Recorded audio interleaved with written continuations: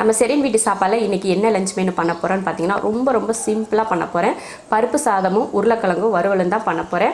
ஏன்னா நேற்று செஞ்ச சாம்பார்லாம் வீட்டில் இருக்கிறதுனால இன்றைக்கி கொஞ்சம் லைட்டாக சாப்பாடு மட்டும் கொஞ்சம் தாளித்து வச்சிட்டோம்னா அந்த இருக்கிற குழம்பு வச்சு அட்ஜஸ்ட் பண்ணிக்கலாம் அப்படின்னு சொல்லிட்டு நான் சிம்பிளாக பண்ணுறேன். இன்றைக்கி ரொம்ப ஈஸி. இது செய்கிறதுக்கு ஒரு 10 நிமிஷம் தான் ஆகும். அந்தளவுக்கு ரொம்ப ஈஸியான ஒரு ரைஸ் இது.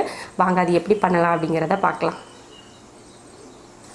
அரிசி பருப்பு சாதம் பண்ண போகிறோம். அதுக்கு சைடிஷாக உருளைக்கிழங்கு வறுவலும் பண்ண போகிறோம். இந்த டம்ளரில் 1 டம்ளர் அரிசியும் 1/2 டம்ளர் பருப்பும் 1/2 மணி நேரமாக ஊற வச்சுருக்கேன்.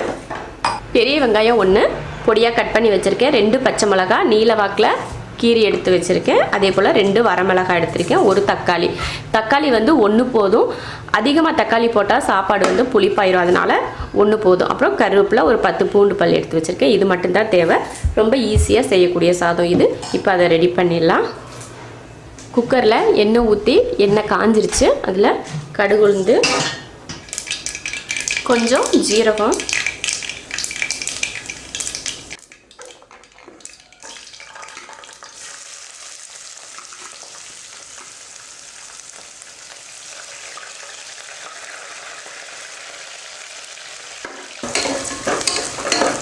வெங்காயம், பச்சை மிளகாய், வரமிளகாய், பூண்டு எல்லாம் ஒன்றாவே போட்டு வதக்கியாச்சு.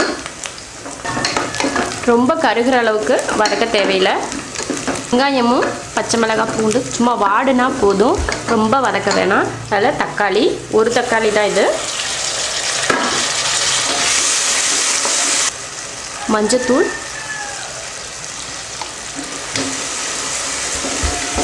அடுத்து தண்ணி சேர்த்துடலாம். 1 2 3 டம்ளர் தண்ணி ஊற்றிருக்கேன். 1 டம்ளர் அரிசியும் 1/2 டம்ளர் பருப்பும் போட்டோம். ஆக மொத்தம் 1.5 டம்ளர். அதுக்காக 3 டம்ளர் தண்ணி ஊற்றிருக்கேன். இதில் 1 ஸ்பூன் சாம்பார் தூள் வந்து சாம்பார் தூள் போட்டால் டேஸ்ட்டு சூப்பராக இருக்கும். அதுக்காக தான் சாம்பார் தூள். உங்களுக்கு விருப்பம் இல்லைன்னா சாம்பார் தூள் சேர்க்க வேணாம். அதிகமும் சேர்க்கக்கூடாது சாம்பார் தூள். சும்மா 1 ஸ்பூன் இல்லைன்னா 1/2 ஸ்பூன் சேர்த்தா போதும், அந்த மணத்துக்காக மட்டும். தேவையான உப்பு, அடுத்து அரிசி சேர்த்துடலாம். கொஞ்சம் மல்லித்தலை.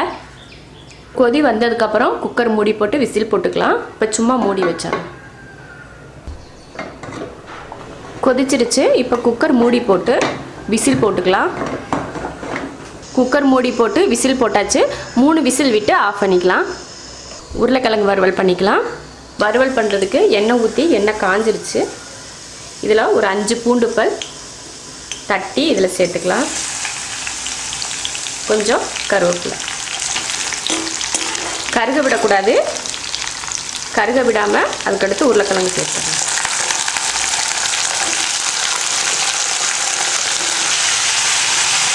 தேவையான உப்பு,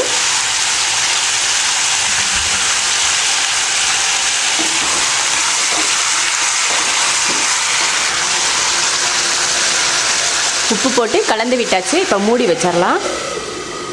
அப்பப்போ எடுத்து கலந்து விட்டுட்டே இருக்கணும், இல்லைன்னா ஒரு பக்கம் வெந்து ஒரு பக்கம் வேகாமல் போயிடும்.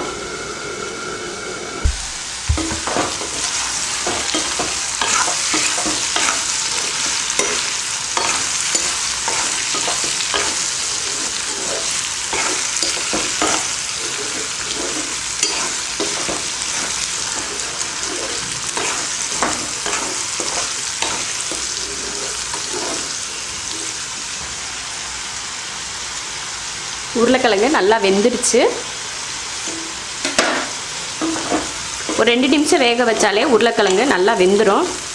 அப்படி வேகாத மாதிரி இருந்துச்சுன்னா கொஞ்சம் ஒரு 1/4 டம்ளர் இல்லைன்னா 1/2 டம்ளர் தண்ணி ஊற்றி வேக வச்சிங்கன்னா சீக்கிரமாக வெந்துடும். நான் தண்ணியெல்லாம் ஊற்றலை. நல்லா 2 பக்கம் திருப்பி போட்டு 2 நிமிஷம் சிம்மில் வச்சு வேக வச்சேன். தண்ணியே ஊற்றாமையே வெந்துருச்சு. 1 ஸ்பூன் சாம்பார் தூள் சேர்க்குறேன் நான். நீங்கள் குழம்பு தூள் கூட சேர்த்துக்கலாம். போட்டு கிளறி விட்டுடலாம். மசால் பொடி போட்டதுக்கப்புறமா அடுப்பை சிம்மில் வச்சுக்கணும்.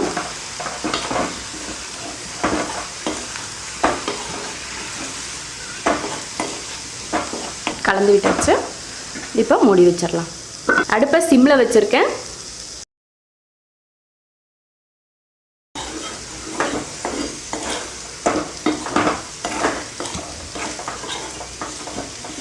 அவ்வளோதான். இப்போ அடுப்பை ஆஃப் பண்ணிடலாம். அரிசி பருப்பு சாதம் ரெடி ஆயிடுச்சு. உருளைக்கிழங்கும் ரெடி ஆயிடுச்சு. டெய்லி இது போல் லஞ்ச் மெனு வேணும்னா நம்ம செரின் வீட்டு சாப்பாடு சேனலை சப்ஸ்கிரைப் பண்ணிவிட்டு பக்கத்தில் இருக்க பெல் ஐக்கானை மறக்காமல் கிளிக் பண்ணுங்கள். அப்போ தான் டெய்லி போடுற லஞ்ச் மெனு உங்களுக்கு நோட்டிஃபிகேஷன் வரும். நீங்கள் உடனே லஞ்ச் மெனுவை பார்த்து சமைக்கலாம்.